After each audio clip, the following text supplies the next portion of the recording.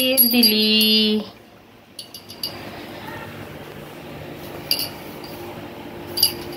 घंटी वाजव बा घंटी वाजव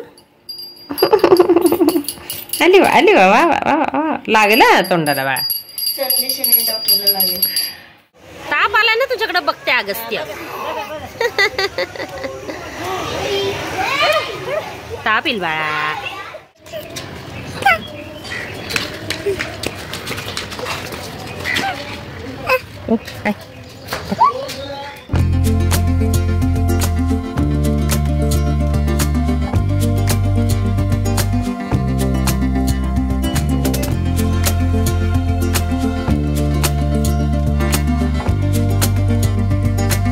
नमस्ते मित्रमैत्रिणींनो, कसे आहात सगळे. आपल्या सीमा झेंडे व्लॉग्स या चॅनलमध्ये माझ्या सगळ्या लाडक्या मित्रमैत्रिणींचे पुन्हा एकदा स्वागत आहे. गेल्या आठवड्यात स्वामींचा प्रकट दिन झाला आणि त्या दिवशी मी साधी सोपी आपली अशी स्वामींची पूजा केली होती. आपली जी नेहमीची स्वामींची आरती असते ती केली होती आणि त्याच्यानंतर त्यांना छान असा त्यांचा फेवरेट असा खिरीचं नैवेद्य वगैरे दाखवला होता. मी शॉर्ट्स अपलोड केला होता बघा, की ज्याच्यामध्ये मी स्वामींचं नामस्मरण जे आहे ना ते म्हणजे असं गाण्याच्या स्वरूपात मी म्हणत होते. कारण देवाला ज्या सेवा अर्पण केल्या जातात ना त्याच्यापैकी संगीत ही देखील एक सेवाच आहे. आपण सांगीतिक स्वरूपामध्ये जर देवाचं नामस्मरण केलं तर देवाला ते जास्त आवडेल. तर त्या हिशोबाने मी आहे ना देवाला असं छान असं त्याचं नामस्मरण करत होते स्वामी समर्थांचं. आणि इथे तुम्ही बघू शकता छान अशी घट्ट थंडगार खीर मी केली होती मस्तपैकी, जी आपली कंडेन्स मिल्क पावडर असते ना ती टाकून दिली.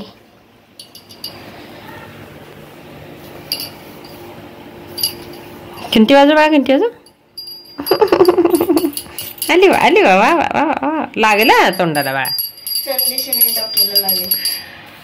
श्री स्वामी समर्थ जय जय स्वामी समर्थ. श्री स्वामी समर्थ जय जय स्वामी समर्थ.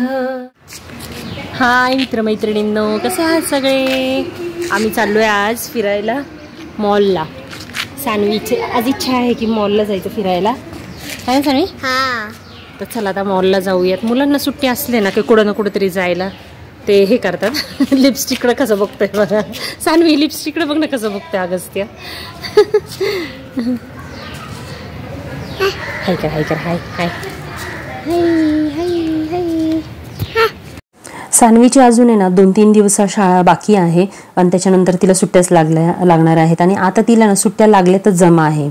म्हणजे शाळेचा काय असा एवढा असा अभ्यास नसतो आणि शाळा देखील लवकर सुटते तिची. त्याच्यामुळे बऱ्यापैकी तिला अशा समर वेकेशन लागल्यासारख्याच आहे. आणि उन्हाळ्याच्या सुट्ट्या म्हटल्या की आजकाल सगळ्या पालकांना तेच टेन्शन आलेलं आहे. कारण बरेचसे पालक आहे ना वर्किंग असतात आजकाल. मम्मी वर्किंग असते, पप्पा वर्किंग असतात.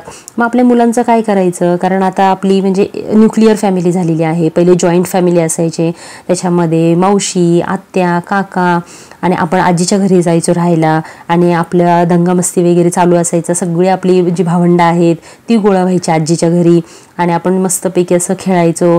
आणि आत्या, मामा, मावशी, काका जे काय आहे ते भरपूर असे आपले लाड करायचे उन्हाळ्याच्या सुट्ट्यांमध्ये.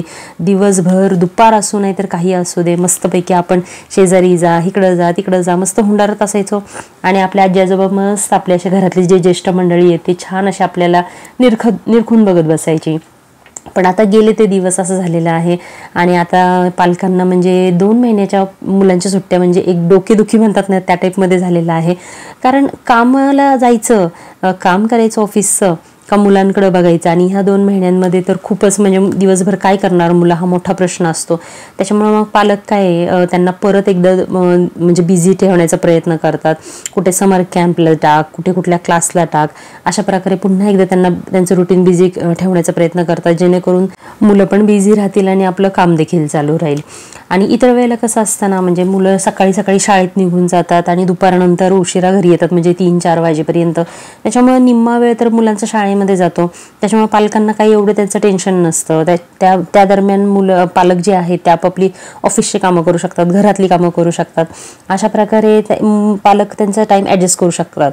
परंतु 2 महिन्याच्या सुट्ट्यांमध्ये आता अशी परिस्थिती झाली आहे ना की म्हणजे आता बऱ्याचशा मैत्रिणींचं मी डिस्कशन ऐकलं की हा बाबा काय कोणतरी म्हणतं की मी तर डायरेक्ट समर वेकेशनलाच टाकणार आहे, म्हणजे जेणेकरून महिन्यातले 2 दिवसातले 2-2 तास तरी ते तिथं असतील आणि 1 महिनाभर त्यांना तिथे टाकून दिलं म्हणजे त्या बरोबर सुट्ट्या ॲडजस्ट होतात. किंवा काही तर पालक अशी शाळा बघतात की ज्याच्यामध्ये शाळा संपल्यानंतर ज्या समर वेकेशन आहे त्याच्यामध्ये ती शाळा चालूच राहते, म्हणजे 2-2 तास असं समर वेकेशनच्या नावाखाली बिचारी मुलं तिथंच पुन्हा असतात. तर अशा प्रकारे आता पूर्णच म्हणजे नाही का लाईफच चेंज झालेलं आहे, मुलांचं पण लाईफ चेंज झालेलं आहे आणि पालकांचं पण लाईफ चेंज झालेलं आहे. पण असो आपण मुलांना क्वालिटी टाईम किती देतो हा देखील महत्त्वाचा आहे. त्याच्यामुळे जेव्हा पण आपण मुलांसोबत असू, जेव्हा आपण फ्री टाईममध्ये असू तेव्हा त्यांच्याशी बोलायचं, खेळायचं, त्याचप्रमाणे त्यांना बाहेर कुठेतरी फिरायला घेऊन जायचं, अशा प्रकारच्या ॲक्टिव्हिटीज आपण त्यांच्यासोबत करू शकतो. आता माझं तर बाळ लहान आहे आणि शक्यतो आता म्हणजे ऊन पण इतकं भरपूर आहे की उन्हाचा जास्त त्रास होऊ नये म्हणून मी बाळाला घेऊन शक्यतो कुठं बाहेर पडत नाहीये सध्या. आणि आता लग्नसराई वगैरे सुद्धा सीझन चालू आहे, त्याच्यामुळे बाहेर गेल्यानंतर जास्त पाणी पिलं जातं, थंड पाणी पिलं जातं, आईस्क्रीम, सरबत ह्या सगळ्या गोष्टी पिल्या जातात आणि वरून ऊन असतं, त्याच्यामुळे आजारी पडण्याचे फुल चान्स असतात मुलं. त्याच्यामुळे ही काळजी घ्या सगळ्यांनी. आणि आता इथे तुम्ही बघू शकता आम्ही तर मॉललाच घेऊन गेलो, कारण आहे ना मॉलमध्ये जरा थोडं बऱ्यापैकी थंड वातावरण असतं आणि सानीचे पप्पा म्हटले बाहेर कुठेतरी फिरायला घेऊन जाण्यापेक्षा त्यांना काय करू आपण मॉलमध्ये घेऊन जाऊ, म्हणजे तिथे थंड पण असतं आणि जरा मॉलमधल्या लाईट्स वगैरे आवडतील बाळाला बघायला. त्याच्यामुळे मग आम्ही त्यांना तिथंच घेऊन गेलो, कारण उन्हामध्ये ना आता शक्यच नाही, कारण इतकं जास्त ऊन आहे आणि आता मे महिन्यामध्ये तर अजून जास्त ऊन वाढणार आहे. त्याच्यामुळे हे जे 2 महिने आहेत ना सुट्ट्यांचे ते तुमच्या मुलांचे प्लीज छान असं म्हणजे त्यांना जपून सगळ्या गोष्टी करा, बाहेर फिरायला वगैरे जाणं, हिंडणं वगैरे. मला तर असं वाटतं बेस्ट ऑप्शन आहे ना आजकाल रिसॉर्ट आहे. रिसॉर्ट 2 दिवस मस्तपैकी जायचं, त्या रिसॉर्टवर राहायचं, फुल डे आतमध्ये छान असं खेळायला असतं आणि छान असं आजूबाजूला निसर्गरम्य वातावरण असतं. पण एवढंच आहे की तिथे आपल्याला मुलांची तेवढीच आपल्याला व्यवस्थित काळजी देखील घ्यायला पाहिजे, कारण एकतर परिसर नवीन असतो, मुलांना एकटं सोडू नये, कारण बऱ्याचशा अशा घटना घडलेल्या आहेत लोणावळ्याच्या जे काही रिसॉर्ट्स वगैरे आहेत तिथं ते आतमधले जे स्विमिंग पूल्स वगैरे असतात तिथं मुलांना एकटं सोडून दिलं जातं खेळायला आणि त्याच्यानंतर बऱ्याचशा अशा घटना झालेल्या आहेत मुलांसोबत. तर इथे तुम्ही बघू शकता स्विमिंग पूलमध्ये आता परत एकदा सानवी आमची शाळेत तर आहेच तिचं स्विमिंगचं क्लास वगैरे चालू, पण आमच्या इथे पण जे स्विमिंगचा एक पूल आहे तिथे ती गेलेली आहे, कारण मला ना तिचं बघायचं होतं की ती किती स्विमिंग शिकलेली आहे आत्तापर्यंत. आणि अगस्त्यला देखील मला स्विमिंग पूल दाखवायचं होता, कारण अगस्त्यला पाणी खेळायला भरपूर आवडतं, म्हणजे लहान मुलांना तर प्रत्येकच पाणी खेळायला भरपूर आवडतं, पण इतक्या मोठ्या प्रमाणात पाणी अगस्त्यने पाहिलं नव्हतं. त्याच्यामुळे आम्हाला तिथे त्याला घेऊन जायचं होतं आणि बापरे तो एवढा खुश झाला तिकडे की तो निघायलाच तयार होता. आणि कसं पूलचं पाणी होतं ना, स्विमिंग पूलचं पाणी, त्याच्यामुळे मला असं बरोबर वाटत नव्हतं की त्यांनी त्याच्यामध्ये खेळावं. पण मला पण असं त्या असं नाही का, म्हणजे तो इतका उत्साही झाला होता म्हणजे खेळण्यासाठी की मला पण कंट्रोल नाही झालं. मी म्हटलं जाऊ दे मरू दे नाही का, खेळू दे बाळाला आपलं. त्याच्यामुळे मग मी पण थोडंफार त्याला खेळवलं, थोडंफार म्हणजे काही चांगलंच खेळवलं, एवढंच की त्याला स्विमिंग येत नाही म्हणून पूर्ण असं पाण्यात सोडून नाही दिलं आपण त्याला, असं चांगलंच असं म्हणजे बुडवून काढलं पाण्यामध्ये छान असं. तर जाऊ दे, उन्हाळ्याचे दिवस आहे कधीतरी चालतं. आणि ना आता जरा माझी धावपळ चालू आहे, एका कार्यक्रमाची तयारी चालू आहे. तो कार्यक्रम काय आहे ते लवकरच तुम्हाला मी सांगेल आणि काहींना तर अंदाज आला देखील असेल, पण जर तुमच्या लक्षात आलं असेल तर तुम्हाला कळेल की काय कार्यक्रम आहे.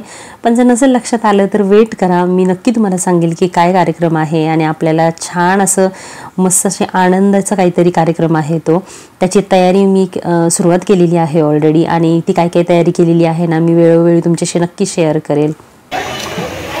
तुझ्याकडे बघते अगस्त्य, ताप येईल बाळा.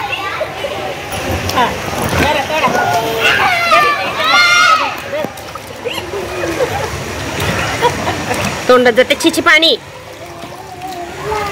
एवढं पाणी बघून त्याला काय करू काय नको असं झालं. हा नीट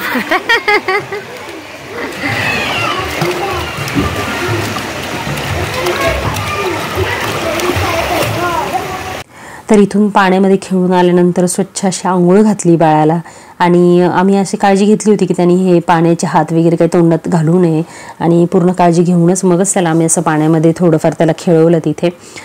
तर हा खेळ तुम्ही बघू शकताय जो सानवी खेळत आहे. तुम्हाला जर आठवलं का, तुमचं लहानपण आठवलं असेल तर तुम्हाला लक्षात येईल की हा खेळ आपण किती खेळायचो लहानपणी.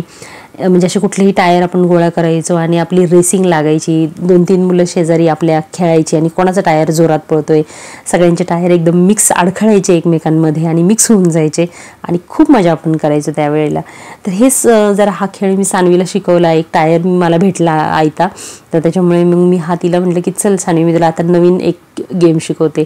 तर आपल्या काळचे पण खेळ या मुलांना जरा मिळाले पाहिजे ना खेळायला. आणि या खेळामध्ये रनिंग किती होती बघा ना, त्या टायरच्या मागे पळायचं आणि कॉन्सन्ट्रेशनसुद्धा खूप होतं की त्या टायरचा बॅलन्स आपल्याला सांभाळायचा आहे. तर अशा प्रकारे आपल्या वेळेचे पण खेळ काही वाईट नव्हते. कॉन्सन्ट्रेशन प्लस आपली फिजिकल जी ॲक्टिव्हिटी आहे ह्या दोन्ही देखील व्हायच्या. त्याच्यामुळे आपले खेळ देखील आपल्या लहान मुलांना सांगितले ना पूर्वीचे, तरी खूप छान, म्हणजे बऱ्यापैकी त्यांना काहीतरी नवीन शिकल्याचा आनंद मिळेल.